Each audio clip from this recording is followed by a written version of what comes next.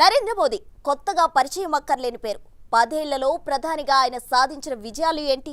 భవిష్యత్తులో చేయాల్సిన పనులు ఏమున్నాయి? ముచ్చటగా మూడోసారి ప్రధాని పీఠంపై కూర్చున్న మోదీ ఎదుర్కోబోయే సవాళ్లు ఏంటి? స్వతహాగా మ్యాజిక్ ఫిగర్ సాధించిన బీజేపీకి అన్ని అంశాల్లో మిత్రపక్షాలు అండగా నిలుస్తాయా లేక విభేదిస్తాయా అన్నది భవిష్యత్ తేల్చుతుంది.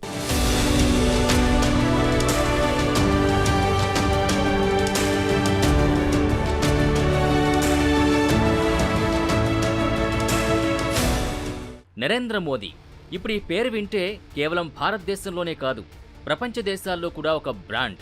2014లో తొలిసారి ప్రధానిగా బాధ్యతలు చేపట్టిన నరేంద్ర మోదీ ఆ తర్వాత జరిగిన 2019 ఎన్నికల్లో మరోసారి గెలిచి రెండోసారి ప్రధానిగా ఎన్నికయ్యారు.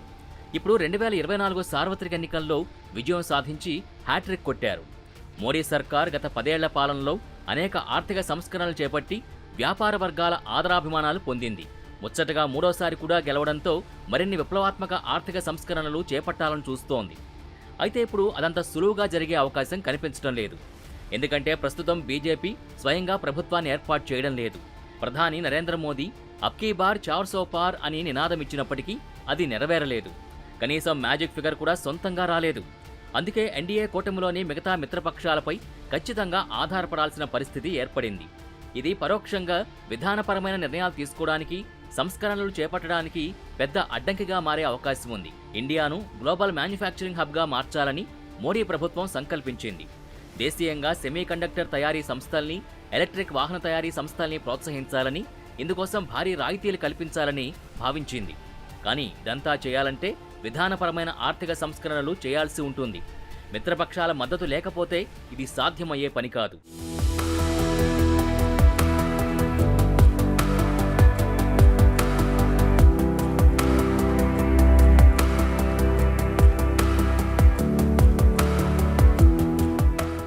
అంతేకాదు కార్మిక చట్టాలను కూడా ప్రక్షాళన చేయాలని ఆలోచిస్తోంది. ముఖ్యంగా ప్రైవేట్ సంస్థలకు మరింత స్వేచ్ఛ కల్పించాలని భావిస్తోంది. భారతదేశంలో 100 కంటే ఎక్కువ మంది ఉద్యోగులున్న సంస్థలకి ప్రత్యేకమైన ప్రతిబంధకాలున్నాయి. ఈ ప్రైవేట్ సంస్థలు కొత్త వారిని నియమించుకోవాలన్నా లేదా ఉన్న ఉద్యోగుల్ని తొలగించాలన్నా రాష్ట్ర ప్రభుత్వాల అనుమతి తప్పనిసరి. దీనివల్ల డిమాండ్కి అనుగుణంగా ఉద్యోగుల్ని నియమించుకోవడానికి వీలు కాకుండా ఉంది. దీన్ని తొలగించాలని మోడీ సర్కార్ భావించింది. దిగుమతులపై భారీ సుంకాలు విధిస్తున్న కారణంగా భారతదేశంలో తయారీ ఖర్చులు బాగా పెరుగుతున్నాయి. అందుకే దిగుమతి సుంకాలు తగ్గించాలని బీజేపీ సంకల్పించింది. దేశీయంగా స్మార్ట్ ఫోన్ల ఉత్పత్తిని ప్రోత్సహించడానికి ఇప్పటికే ముఖ్యమైన విడిభాగాల దిగుమతులపై 10% వరకు సుంకాలు తగ్గించింది.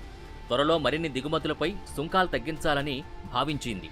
కానీ మిత్రపక్షాల మద్దతు లేకపోతే ఇది కూడా కష్టమే.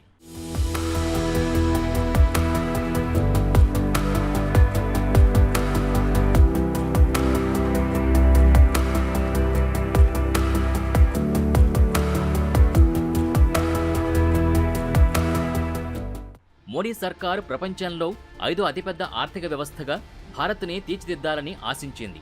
దాదాపుగా దాన్ని సాధించింది.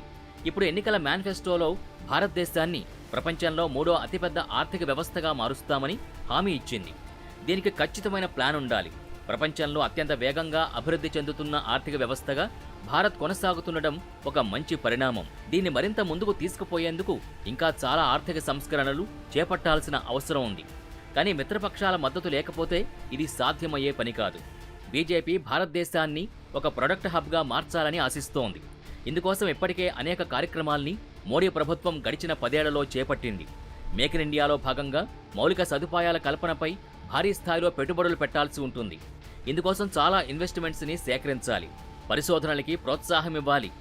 అప్పుడే అనుకున్న లక్ష్యాల్ని చేరుకోగలుగుతుంది ఎన్డీఏ ప్రభుత్వం.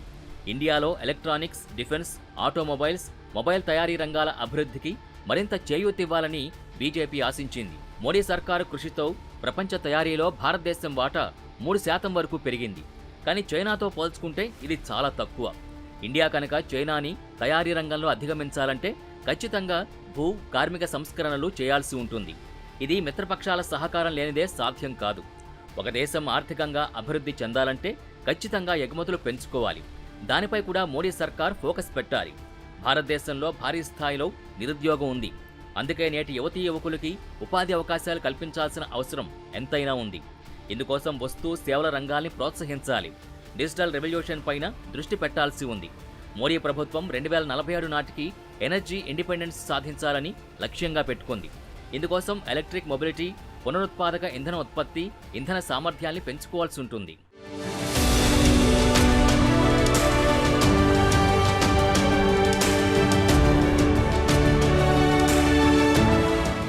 మోడీ ప్రధానిగా పాలన సాగించిన ఈ 10 ఏళ్లలో భారత్లోనే కాకుండా అంతర్జాతీయంగా కూడా ఎంతో ఖ్యాతిని గడించారు. ఈ క్రమంలోనే చాలా దేశాలు తమ దేశ అత్యున్నత జాతీయ పురస్కారాల్ని ప్రధాని మోదీకి బహుకరించాయి. ద్వైపాక్షిక, ప్రాంతీయ, గ్లోబల్తో సహా వివిధ స్థాయిల్లో ప్రధాని మోడీ నాయకత్వానికి గుర్తింపుగా వివిధ దేశాలు ఆయనకు అత్యున్నత జాతీయ అవార్డులిచ్చాయి. 2014లో ప్రధాని మోడీ బాధ్యతలు స్వీకరించినప్పటి నుంచి 14 దేశాల అత్యున్నత జాతీయ అవార్డులని అందుకున్నారు.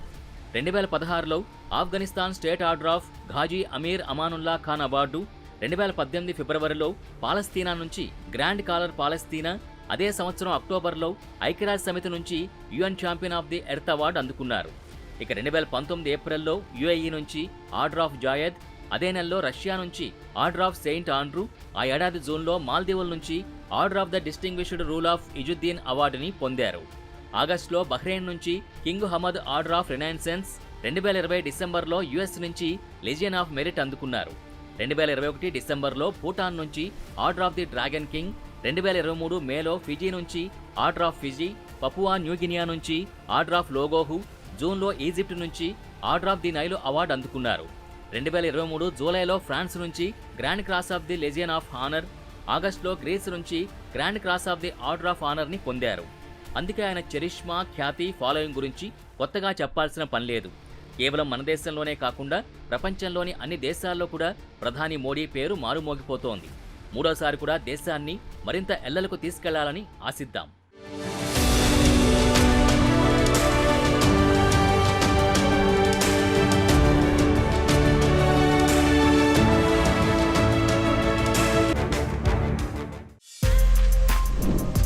For more videos like this, subscribe Big TV channel.